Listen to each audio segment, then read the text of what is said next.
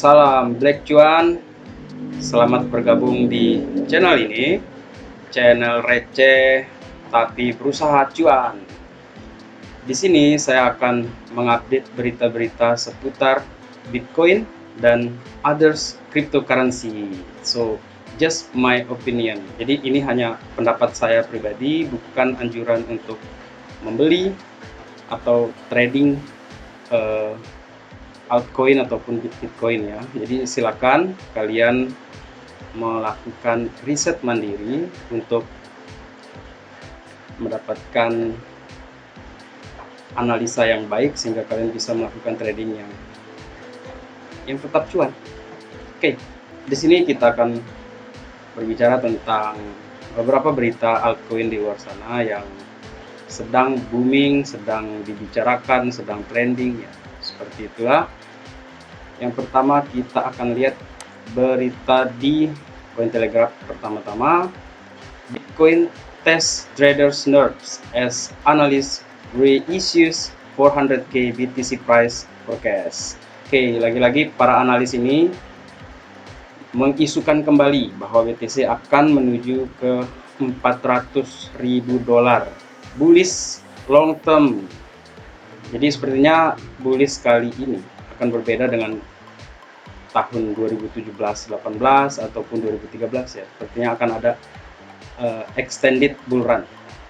Dan mari kita berdoa semoga hal itu bisa terjadi.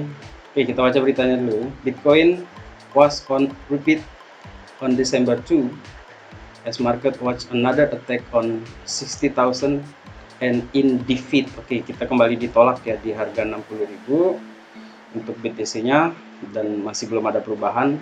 BTC masih sideways sampai sekarang. Dan mari kita berharap semuanya, semoga BTC akan benar-benar seperti forecast-nya para analis ini ya, prediksi para analis ini di 400k sepertinya mungkin tahun depan. Oke, kita lihat seputar altcoin news ya. Yang pertama itu adalah Matic. Ya, ekosistem Polygon yang berkembang itu membackup kenaikan harga Matic menuju new all-time high-nya. Strong fundamentals and the steady growth of the Polygon network are just a few of the factors behind Matic's recent rally above $2. Oke, jadi fundamental yang kuat, kemudian perkembangan yang stabil itu hanya beberapa alasan. Di belakang kenaikan harga si Matic ini menuju ke $2-nya. Sebenarnya Matic ini adalah solusi untuk layer 2-nya Ethereum karena harga cost untuk gas fee-nya Ethereum yang sangat mahal, maka orang-orang beralih ke layer 2. Layer 2 ini adalah si Matic ini. Kemudian harganya Matic ini sudah pernah all time high sebelumnya dan terjadi penurunan terus menerus. Dia turun sampai di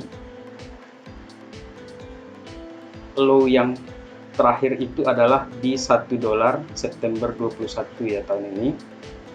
Itu setelah beberapa bulan tuh barulah terjadi uptrend seperti kita bisa lihat di sini.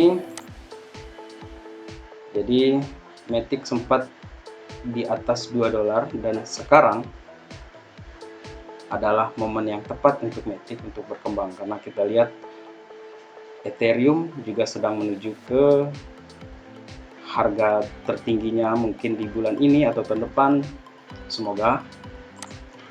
Jadi saya berharap besar sekali di Matic ini untuk berkembang terus menerus, harganya naik dan kita bisa cuan meskipun modal receh, kita cuan. Dan kita lihat dari Twitter ya, di sini ada TechDev. TechDev ini mengatakan bahwa Matic itu mirip-mirip dengan pergerakan ETH pada tahun 2017.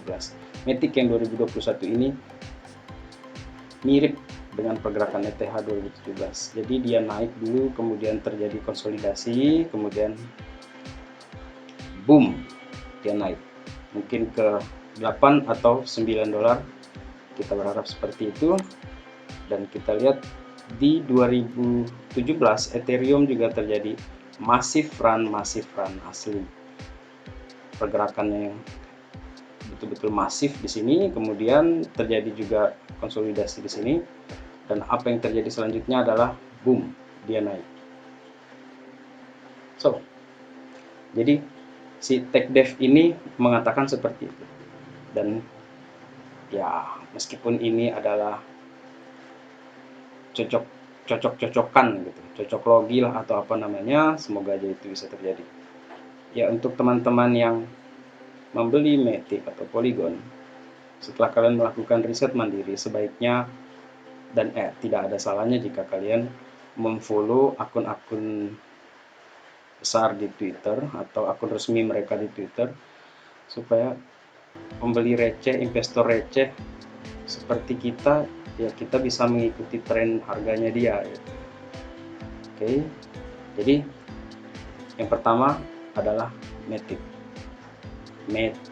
bulan 12 ini atau bulan Januari kuartal 1 2022, saya berharap Matic saya berharap ya, ini berharap atau ini pendapat pribadi saya yakin Matic bisa mencapai minimal 8 dolar lah. Itu mungkin 4 kali lah, 4x dari harga yang sekarang. Oke, kemudian itu secara konservatif. Banyak analis mengatakan bahwa dia akan sampai ke 12 sampai 18 dolar di luar sana. Kemudian koin yang kedua yang akan kita bahas hari ini itu adalah Phantom.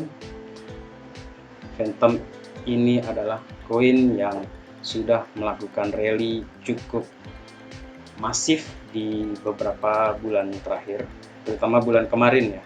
Kemudian kita lihat dari beberapa akun-akun yang saya ikuti, dan di sini hanya untuk pendapat ya, pendapat pribadi saya, jadi bukan untuk saran untuk kalian membeli atau berspekulasi. Silakan melakukan riset kalian sendiri.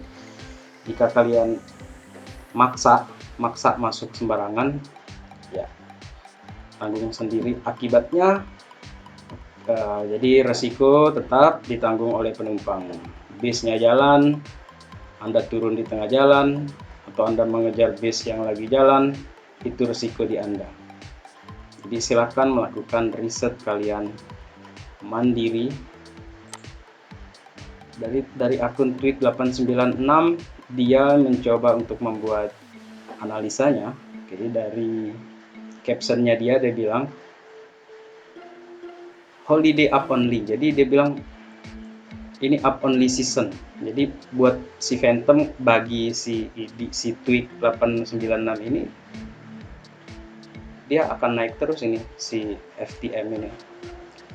Dan minggu ini adalah minggu yang krusial buat FTM, untuk FTM ya, untuk mendapatkan strong bounce dan recovery. Jadi harga kemarin itu sudah turun drastis, dia ke 2,1 dolar ya, tapi kalau dia tidak jadi bounce yang strong ya, dia katanya tetap farming aja ya, karena FTM ini dia punya program kayak farmingnya. Koin yang berikutnya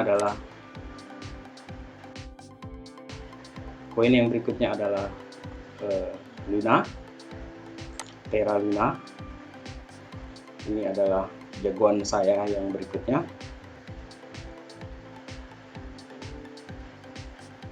Saya tidak akan buka lagi di Cointelegraph, kita langsung saja di Twitter yang saya follow di sini, akun Plancy ya, alias Crypto Man Run.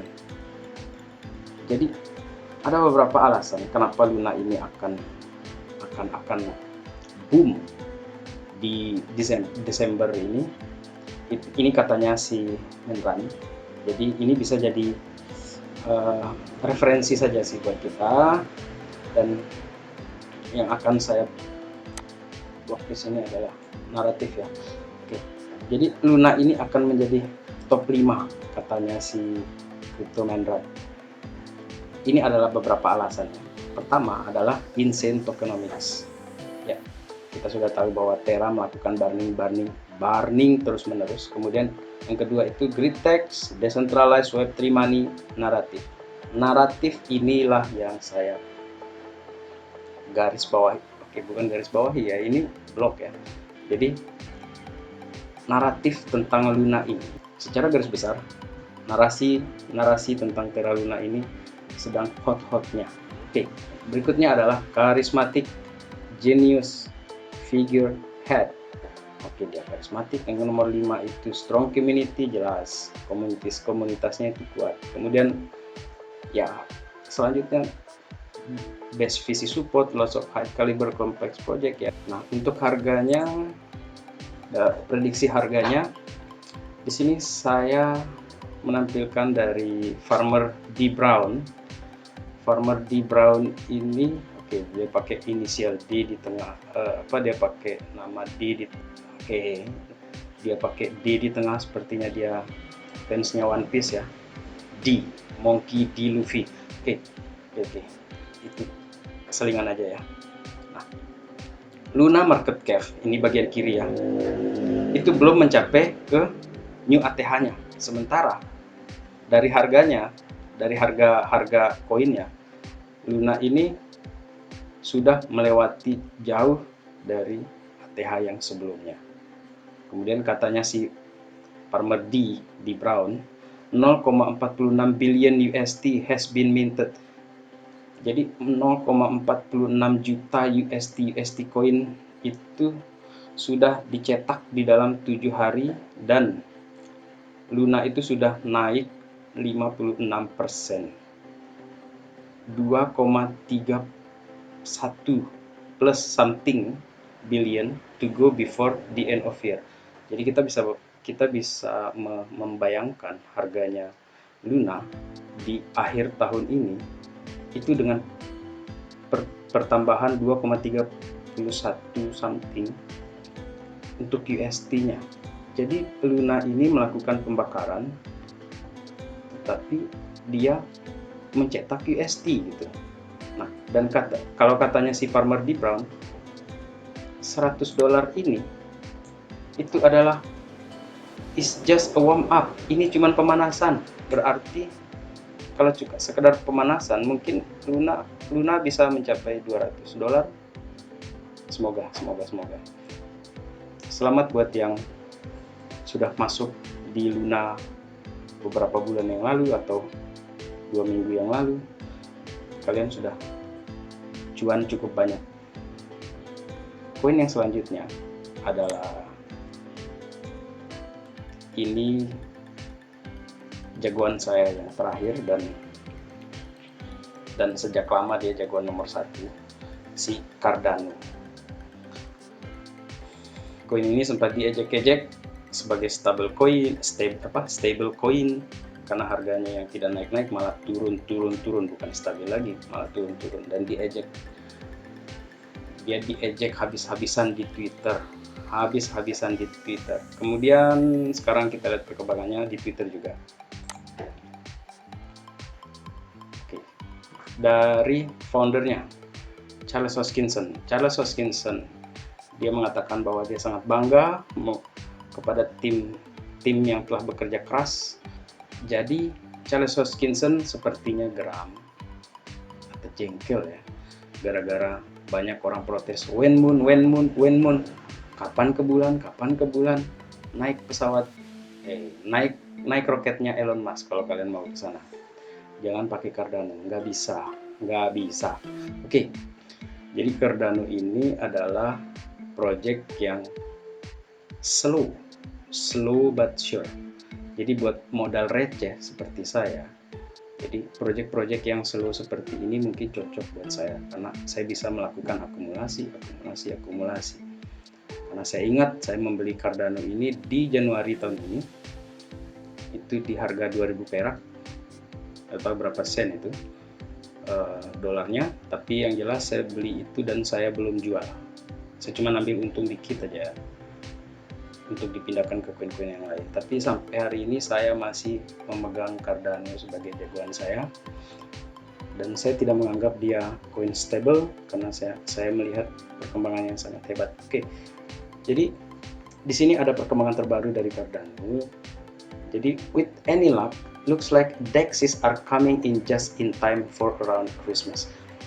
Dia bilang mungkin dengan beberapa keberuntungan dia melihat DEXs ya akan datang ke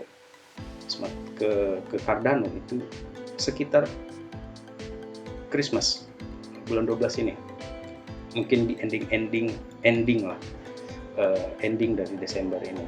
Kemudian dia meretweet input output nama akun ini yang mengucapkan selamat kepada Sunday Swap. Nah, inilah yang menjadi titik terang bagi saya, titik terang bagi Cardano Army di luar sana, holders Cardano yang percaya dengan Cardano.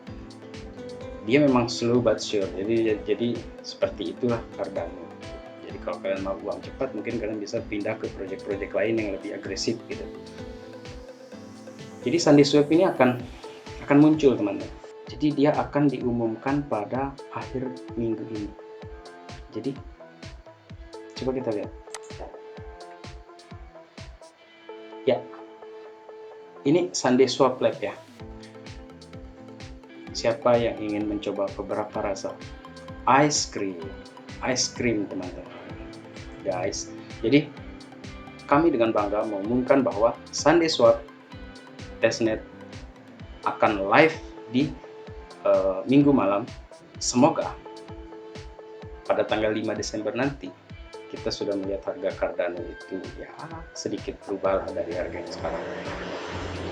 Kita yakin saja, meskipun saya lebih yakin bahwa Cardano ini akan terbang mungkin ya teman-teman, mungkin di Januari atau Februari lah, karena sebelumnya beberapa developer pernah mengatakan bahwa Cardano akan mengumumkan proyek-proyeknya di akhir Februari, tapi mungkin karena banyak yang serang-serang Charles Hoskinson di Twitter, kemudian ya mungkin developer yang berempati, mungkin berempati kepada Charles Hoskinson mempercepat proyeknya gitu, untuk membantu harga Cardano dan supaya investor tidak kehilangan momentum atau tidak kehilangan kepercayaan kepada Cardano. Oke, silakan teman-teman yang ingin lebih detail tentang informasi ini, silakan masuk ke akunnya mereka di Charles Hoskinson. Kalian bisa mengikuti akun-akun seperti itu. Jadi ketika kalian membeli koin, silakan kalian juga pastikan kalian telah mengikuti akun-akun resmi mereka dan lihat seberapa aktif akun itu di Twitter untuk mengukur para developer ini benar nggak sih mereka bekerja gitu. Karena kita kan menyimpan uang meskipun receh kita kan nyimpan uang di mereka, kita buy proyek mereka melalui exchange dan kita pengen cuan juga kan. Nah, untuk itulah teman-teman, ini bukan financial advice, saran atau anjuran untuk membeli. Jadi tetap resiko ditanggung penumpang. Oke, sampai ketemu lagi di video berikutnya. Salam Black Cuan.